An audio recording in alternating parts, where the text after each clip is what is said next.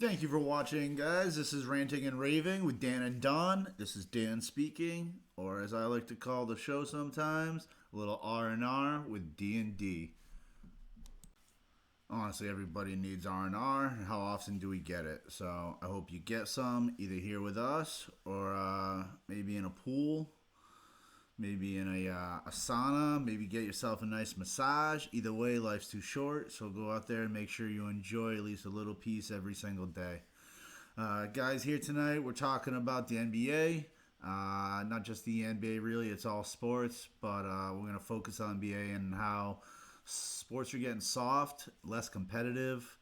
The players have more player empowerment than ever. They have more power than ever, and they have less loyalty, and they care about the fans less than ever. With all these things, the NBA, I feel, is diluted. There's more talent in the league than ever, but at the same time, it's not as enjoyable, it's not as riveting, it's not as exciting, it's not as competitive. It almost feels like these guys are out there playing with their friends, but not even trying to win. Why do I feel like I'm more competitive at a family game, say, of like volleyball, where I'm stuffing the ball down my aunt's throat, than these guys are playing against their buddies? They're more interested in smiling for camera than they are for playing defense, pressing up on the ball, and putting in some effort, maybe risking their body. I mean, you guys are making, some of you, $40-50 million a year. I realize you don't want to miss time with a foot injury, but a lot of you guys are missing time anyways. You might as well play some defense. There were legends before them that carved the way. We're watching Larry Bird and Magic Johnson duel it out. They were a little bit before my time, so I just have to enjoy the highlights. I know these guys were gifted and way underappreciated by the new generation. They passed the torch to these two, Kobe Bryant and Michael Jordan. I was more of a Kobe guy. He more fell in line with my age and my timeline. I will fight to my core that he was every bit as good as Jordan, while knowing probably I'm lying to myself a little bit too. Jordan was the GOAT. He was the best. It was the best we've ever seen, the best we've ever seen since. But Kobe was right there. He wasn't quite as physically gifted. If he was, he would have been far better than Jordan. So the two are different. There are differences. We're going to go into those in future videos. I'm a Kobe guy, I'm a Steph guy, I'm a Griffey guy, and I'm from Boston, so I'm a Boston sports guy. These two carried the torch in ways that few athletes ever have and ever will.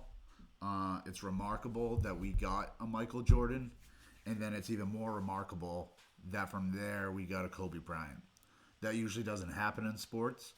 I'm truly blessed that my prime, when I was a kid, when I was truly in love with the game and able to play it on a daily basis, these are the two guys I got to watch every night, who I learned from, not just my NBA game, my basketball game, but how I live my life. The most important element, they both have their killers.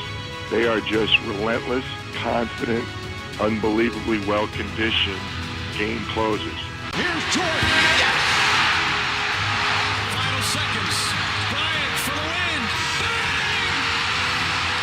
I appreciate the comparisons. It's a great honor. Don't be in a rush to try to find the next Michael Jordan. First of all, you didn't find me. I just happened to come along. And you won't have to find that next person. It's going to happen. Trying to create space. And he's hammered. That's a flagrant. Bell just collared him by the throat. Let's see if he's ejected.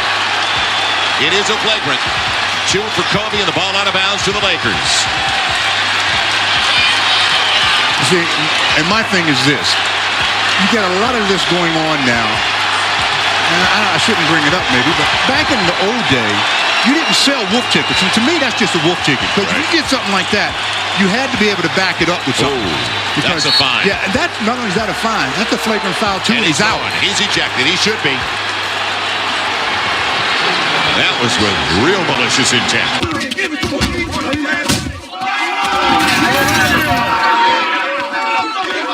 Did I get you? No, that was clean. If you alright, call his mama.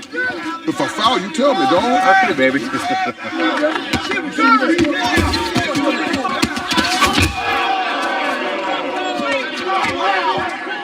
Did I get you, dog? Hell no, baby. That was clean. Good dig. All right. Did I get you? Did I get you? No, I didn't get you. Did I?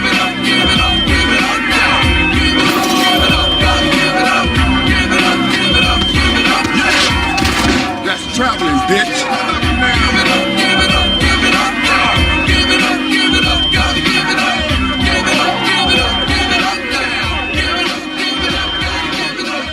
You keep coming, huh? A two-possession game.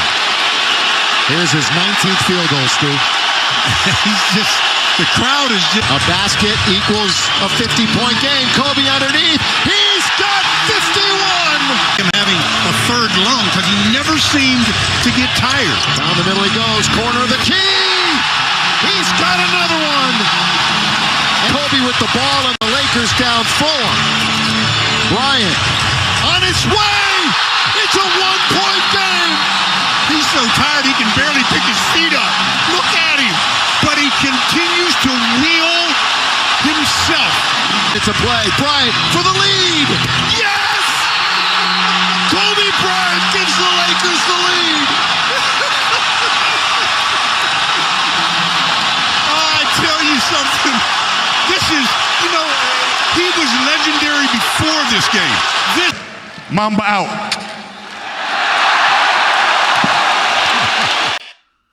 If you watched ESPN and listened to those clowns on there, they would make you think we were blessed to have a new king in town.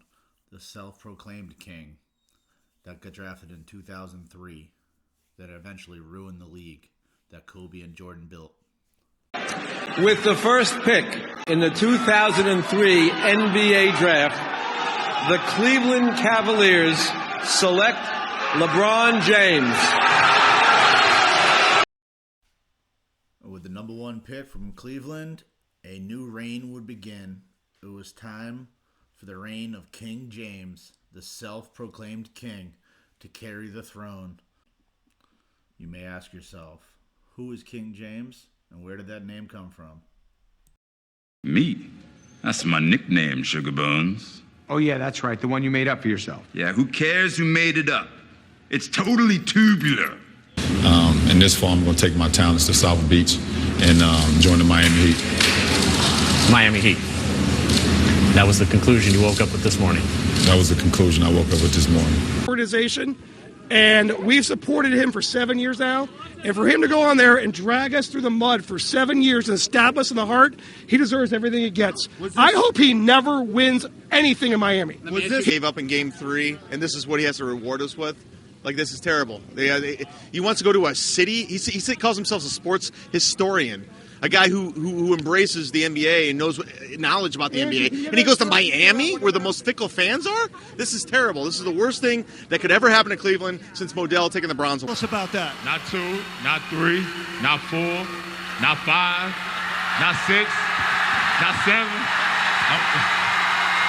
Hey.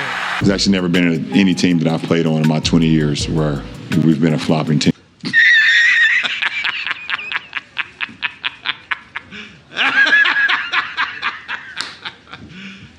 You serious? A technical foul call. Thompson pushes away James, and I think they thought it was one of the Raptors and hit him with a tee. Well, it was his own teammate, I think. It was actually Damari Carroll. It was Tristan Thompson that hit LeBron James. Referee Kenny Mallett thought it was Damari Carroll. And a foul's good from the line. That's a flop. That one right there made me the greatest player of all time. For That's so what many I felt. reasons. I was the That one right there made me the greatest player of all time. For That's so what many I felt. reasons.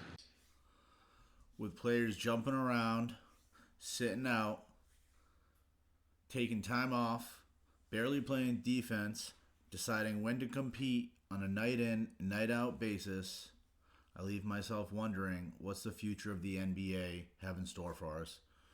Because if they don't figure out a new style of better basketball, the NBA is in trouble. Said basketball caught fire with the Alexandria Michael Jordan. Yeah. But I tell you, after what we seen here tonight, a lot of people are going to be saying, Michael who?